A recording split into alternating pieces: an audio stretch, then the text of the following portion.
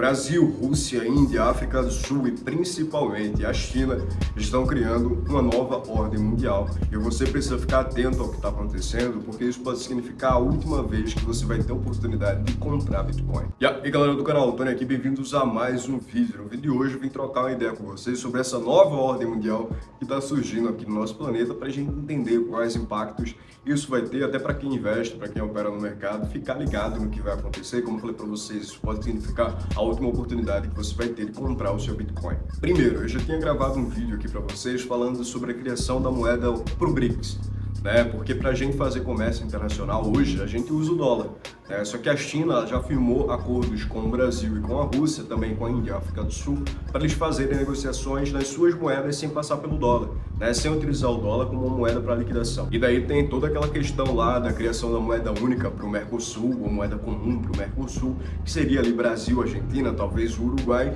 Só que eu falei para vocês no vídeo anterior que isso não faria mais sentido depois da criação de uma moeda única para o BRICS. Por que isso não faria mais sentido?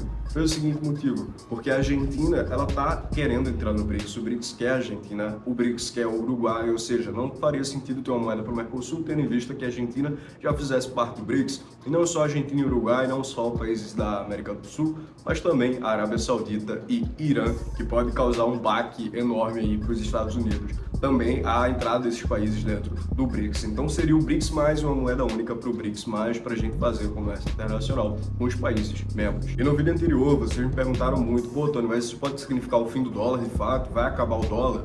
Mano, sinceramente, no curto prazo é muito difícil a gente exterminar o dólar de vez, etc.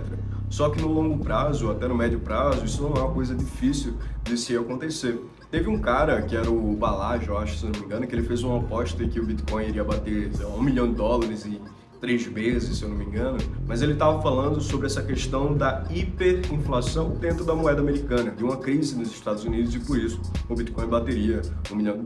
Eu acho muito difícil o Bitcoin bater $1 milhão, não vai bater $1 milhão no prazo que ele falou, né? Pode acontecer, pode, totalmente improvável, mas não é impossível, né? Pode acontecer. Mas ele estava falando justamente sobre essa questão de uma hiperinflação no dólar. Se a gente tiver um modelo hiperinflacionário no dólar, isso obviamente pode acontecer, ele pode deixar de ser a reserva do mundo, né? Tendo em vista que os países não necessariamente precisam utilizar o dólar, né? Isso já perdeu sentido há muito tempo. Tá? E aqui eu não estou entrando em questão política do Brasil, não, vocês sabem que eu não falo sobre isso. Foi até o lance lá do Lula, quando ele foi para a China, que ele falou o seguinte, pô, quem foi que decidiu que o dólar era a moeda do mundo e não sei o quê, e a galera, pô, decidiram em Bretton Woods, tá? Há muito tempo atrás que o dólar seria a moeda do mundo. Porém, naquela época, o dólar, ele era lastreado no ouro. Né? Você poderia trocar seus dólares por ouro e a gente tinha uma garantia de que o dólar tinha lastro em algo que fosse escasso de fato, e os Estados Unidos ele não poderia imprimir dólares a rodo, né, sem ter a quantidade de ouro para garantir o lastro daquele dólar.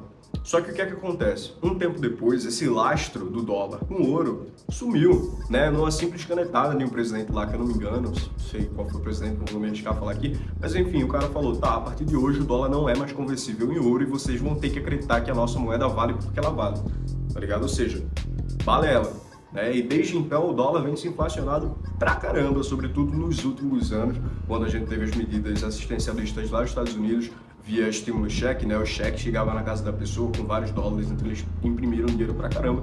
E agora, novamente, eles estão imprimindo dinheiro pra caramba para salvar os bancos. Então essa impressão de dinheiro causa uma inflação. Não causa necessariamente uma hiperinflação, que é um fenômeno atípico, né, na economia.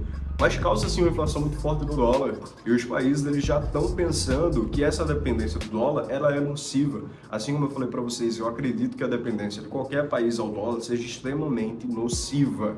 Tanto que a França, o Emmanuel Macron falou, a gente não pode ser mais vassalo dos Estados Unidos, né? Então a gente pode aqui diminuir as nossas reservas em dólar e aumentar a moeda estrangeira, começar a fazer mais negócios com a China, Índia, Brasil, Rússia, África do Sul. Quem sabe Rússia não, porque eles estão na questão política da guerra, né? Mas com os outros países do BRICS, certamente. Mas por que essa dependência é tão nociva do dólar assim, Tony? Por que isso aí é só coisa da tua cabeça?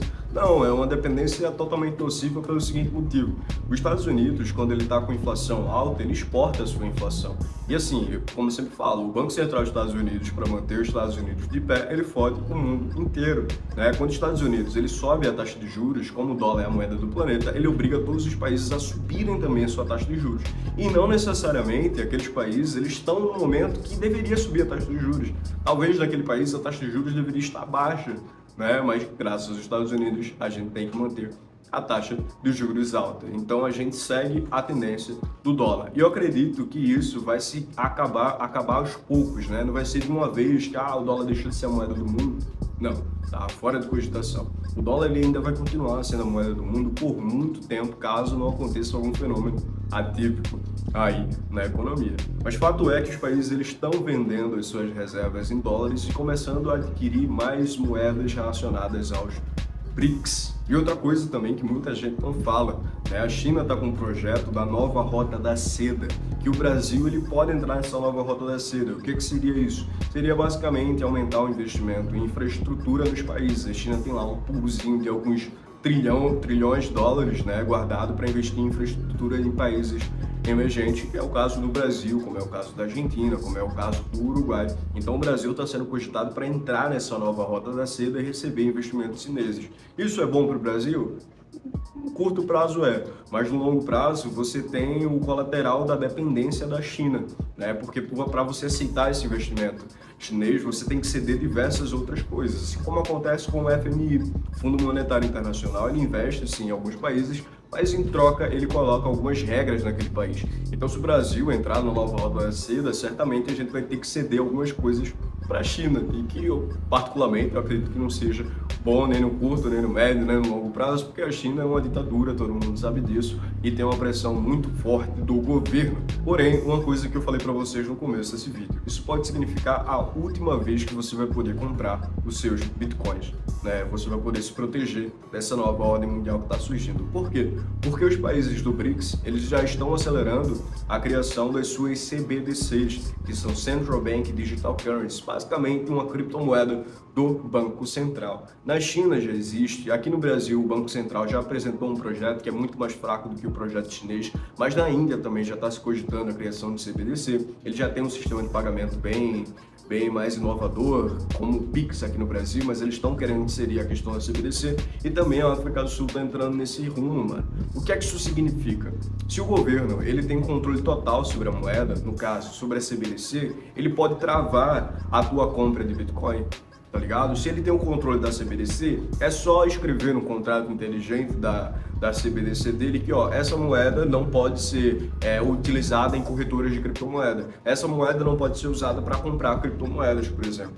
Então, se você ainda não tem Bitcoin, corra, mano. Aprenda sobre esse ativo, aprenda sobre essa tecnologia, adquira o mais rápido possível e mantenha em autocustódia, porque o cenário que está se desenhando é um cenário bem tenebroso, e à medida que as coisas forem acontecendo, eu vou atualizando vocês aqui no canal. Se você gostou desse vídeo, curta, comenta, compartilha para mais pessoas. Tamo junto, é só o começo, vamos hackear o mercado financeiro, galerinha. Valeu, fui!